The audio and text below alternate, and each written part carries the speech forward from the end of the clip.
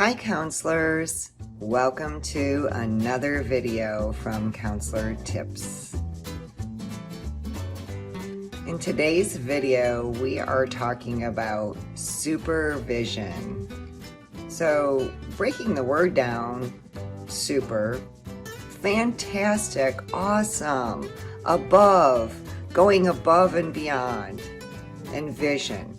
Vision isn't just what we see, but it's looking out into the distance about what we don't see, what could possibly be happening, and anticipating outcomes. So put together, it's an awesome anticipation of what's to come. So supervision is generally provided to a counselor in training or a provisionally licensed counselor.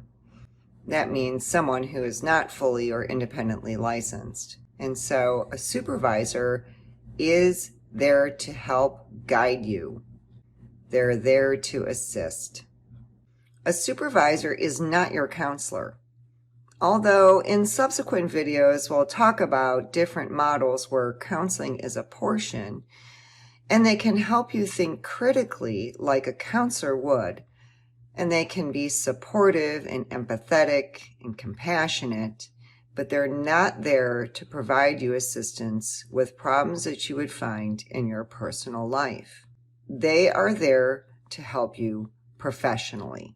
When a supervisor is providing supervision to you, or when you become a supervisor, there are many tasks involved. One is administrative, meaning we take care of documentation or documentation review.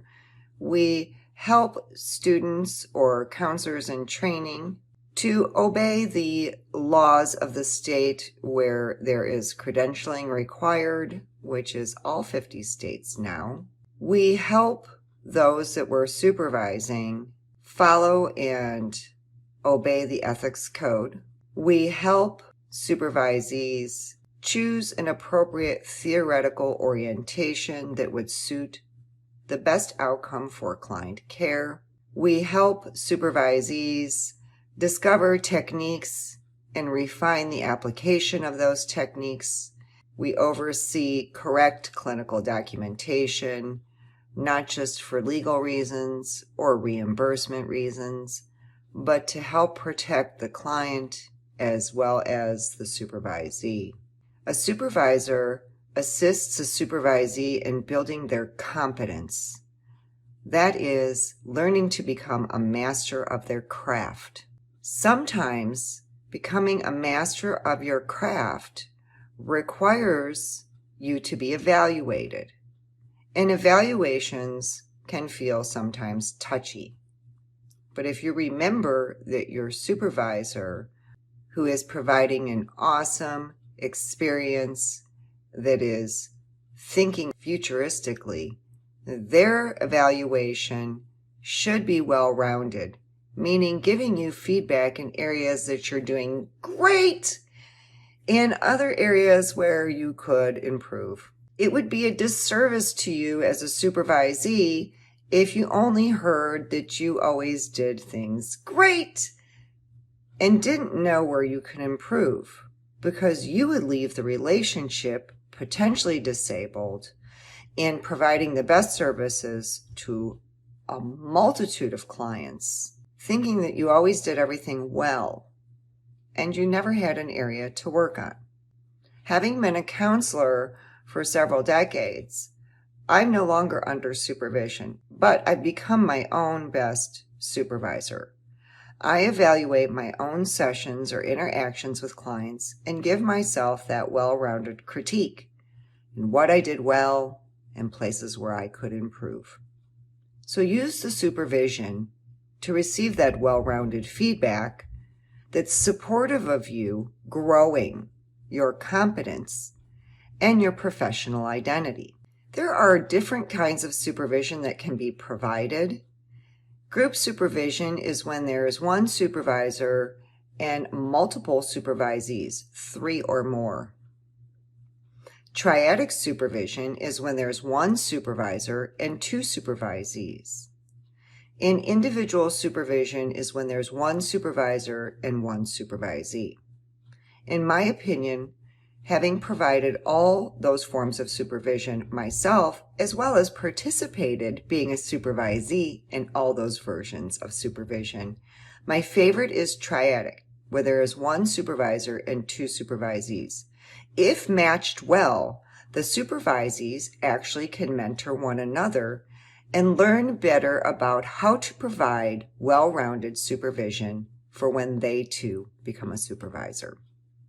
Supervisors can be seen as mentors. They're investing in you, in the next generation of counselors, helping facilitate an environment for your growth and competency and professional development. Supervisors can be like coaches. They can help encourage you and provide affirmation, as well as give you that well-rounded feedback. Supervisors can be like teachers.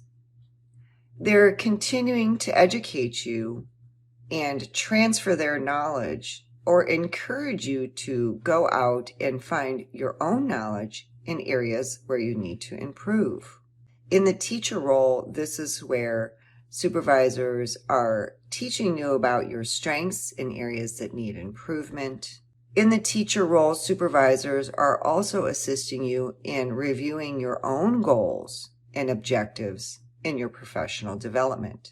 Supervisors can be consultants. Supervisees consulting with supervisors assess the supervisee's level of development, the supervisee's learning style and motivation, and tailor supervision to meet those needs. As a consultant, supervisors can also suggest potentially different theories or techniques or trainings that could benefit the supervisee. And ultimately, as a consultant, the supervisor is providing gatekeeping. Their job is to ultimately protect the client and the client's well-being and care or best practice of care for the client. When a person is an administrative supervisor, that has specific roles and tasks related to that role of supervision. Administrative supervisors may create training plans that will be delivered to supervisees or other clinicians. They may create schedules.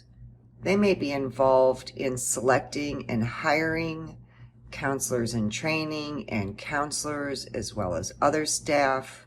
They may also assist in assigning work or caseloads, as well as evaluating employees' work, and if they're able to handle the caseload they've been assigned.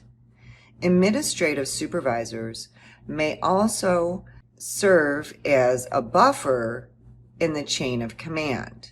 So they may be able to take concerns from counselors higher up in the chain and express those concerns, or that if there are changes or policies and procedures that need to be implemented, they take them from above them and then deliver them to those that they're supervising. Educational supervision is a little bit different.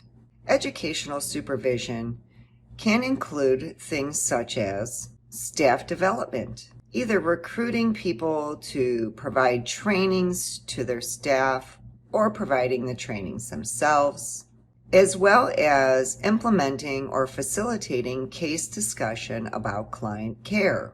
Supportive supervision can assist employees or counselors in dealing with job stressors. They can provide this support through reassurance, encouragement, empathy, affirmation of strengths, and assist the people they're supervising through problem solving. In the end, clinical supervision is intended to meet some very specific needs. Clinical supervision is about improving client care while simultaneously improving clinician performance, enhancing the counselor's proficiency in knowledge and skill development, the agency's mission, and the counselor's needs. teaching specific skills, and evaluating a counselor's performance, and never forgetting to negotiate the counselor's needs in their job roles. There are some differences between clinical supervision and administrative supervision. Let's briefly touch on those. Clinical supervision is about client care and improving the counselor's performance. On the other hand, administrative supervision is about ensuring compliancy to agency and regulatory organizations' policies and procedures. Clinical supervision is about enhancing the counselor's skills, proficiency, and attitudes. On the other hand, administrative supervision is about being consistent in the use of formats. Clinical supervision is about the agency's mission and the counselor's needs. But administrative supervision is about meeting the agency's needs. And lastly, clinical supervision is about teaching specific skills, evaluating the counselor's performance, and never forgetting to negotiate the counselor's needs in training. However, administrative supervision is about clarifying the agency's expectations and ensuring the counselor is compliant. Whether it's clinical or administrative supervision, these supervision responsibilities may be time limited, maybe for a short period, or they may be ongoing. It's really based on the needs of not just the agency or the clients, but also the reason that supervision exists. I hope you found this video helpful in understanding why supervision exists and briefly covering the different styles of supervision that are out there. Remember, there are many roles a supervisor can play. If you found this video helpful and believe that it can enhance someone else's learning about supervision, please consider sharing it. If you feel that you're learning from counselor tips and want to continue to learn on a multitude of topics that counselors face, please consider subscribing to this channel. And if you like this specific video, give me a thumbs up. I hope to see you soon.